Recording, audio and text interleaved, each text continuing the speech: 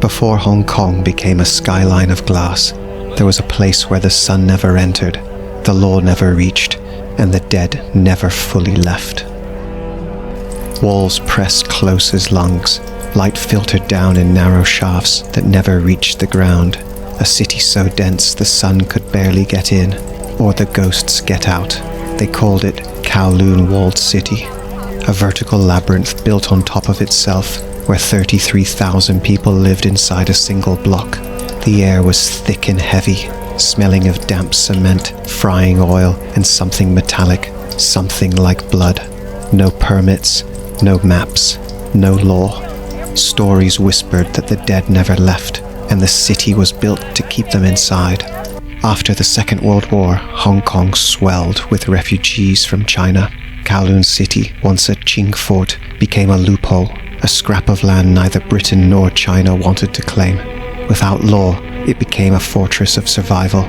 By the 1950s, thousands had packed themselves into the ruins.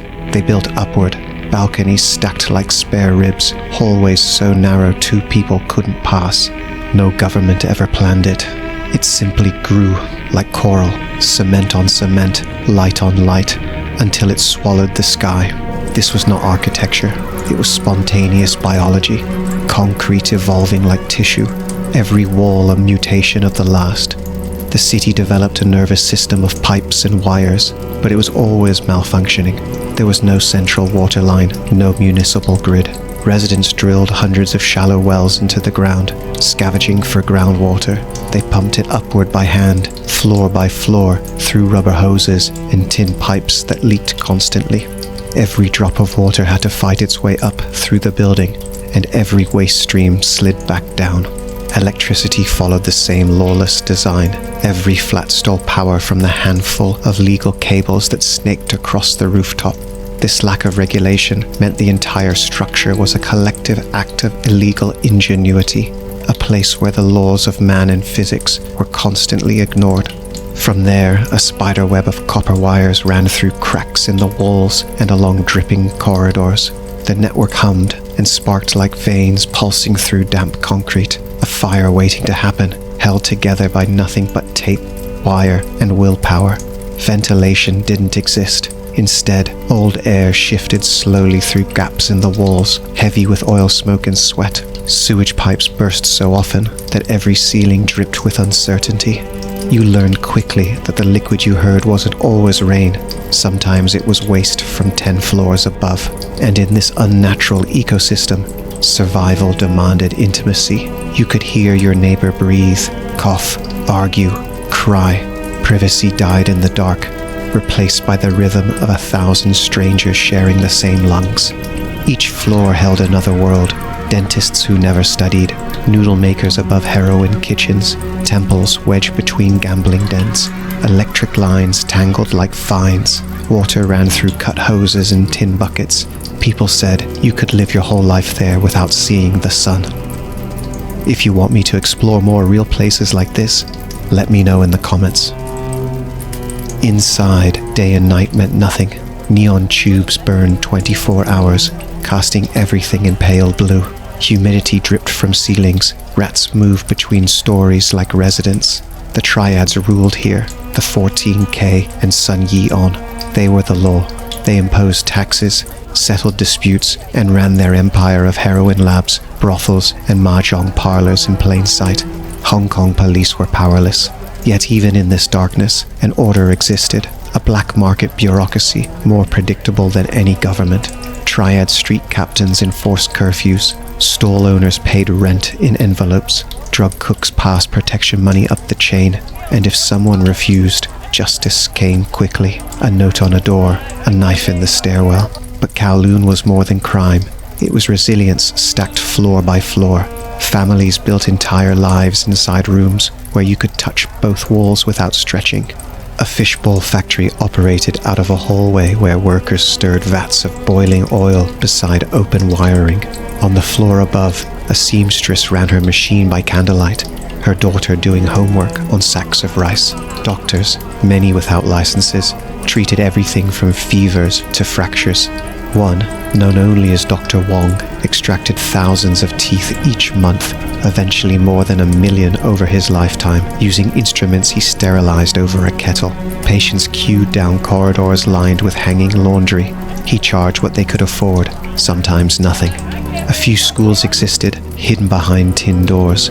On the rooftops, volunteer teachers gathered children beneath patchwork awnings. Their classrooms swayed in the wind. Chalk dust mixed with engine smoke. One teacher recalled stopping lessons whenever rainwater leaked through the plastic ceiling.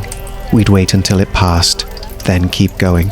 In the alleys below, noodle shops steamed through the night, feeding entire stairwells. Barbers trimmed hair beside shrines glowing with red light. The smell of soy, blood, and incense merged into something uniquely Kowloon, half holy, half industrial. Those who lived there called it home. They said the city protected them, that inside these walls the poor could disappear from rent collectors and immigration raids. Those outside called it the Devil's Den. From afar, Kowloon looked like a living machine, a single breathing organism of rust and glass. Photographers called it Blade Runner without the future. Architects called it a miracle of survival. But inside, miracles came with ghosts. Residents said the walls remembered every sound. The hiss of steam, the echo of a knock came back distorted, as if the building itself was trying to speak. The city's dense architecture meant there was no real insulation against sound, but few blamed the pipes or the wiring. They said the noise was something else entirely. They believed the same veins that carried water also carried the dead. At night you can hear your name whispered through them, soft as breath, from somewhere you couldn't reach. And those who answered often vanished days later. The only way to silence a restless spirit was to offer rice, cigarettes, or incense to the nearest shrine, hoping the ghost would choose another pipe to travel through. The death rate here was impossible to track. Doctors, like the old dentist, worked without licenses, sanitation, or records. He once told of a patient who vanished mid-procedure. The chair still warm, the tools still dripping, but no one questioned it. In Kowloon, people could disappear quietly, their names swallowed by the city's wiring. There were no death certificates, only debts that ended when someone stopped showing up. Every wall bore the stain of lives burned too quickly. Opium smoke, cooking oil, and grief layered in equal measure. In a place where light never reached, even time seemed to rot. Yet above the maze, the roof felt like another world. Children flew kites between antennas. Lovers met beside water tanks. There was sky, a kind of mercy, but even that sky carried shadows. The glow below wasn't sunlight. It was the red of meat shop bulbs, illuminating the trade of blood and flesh. It was a constant twilight, a false horizon that never changed. The same red light by which people ate, worked, and died. In the walled city, life and death existed one floor apart, and the walls between them were paper thin. If you're still here, you're the kind of person who'd survive a place like this. Subscribe, not for me, but so you don't forget to come back. In 1993, the government finally came. By 1994, the last walls fell.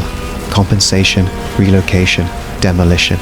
For months, the residents watched as bulldozers ate the maze piece by piece.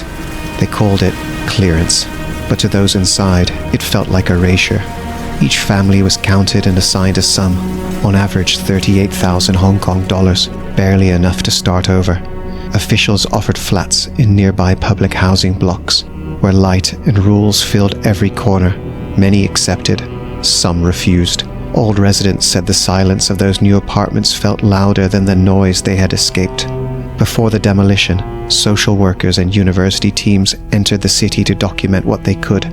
They mapped corridors, photographed rooftops, and measured how a self-made metropolis functioned without a single architect. Their findings read like science fiction, light levels that never rose above 5% of daylight, humidity that dripped at 90, temperatures that rarely fell below 30. They called it a habitable impossibility. When the machines broke through the center, they found entire apartments untouched for decades, beds still made, calendars frozen in 1978, photographs curled by heat. No one ever found a complete record of who had lived there or how many had died. Workers spoke of rooms sealed in concrete, with shrines still burning, candles that should have gone out years before. One crew reported hearing a radio playing inside a collapsed flat. Though no power was connected, others said the air itself grew heavier, as if the building was still breathing.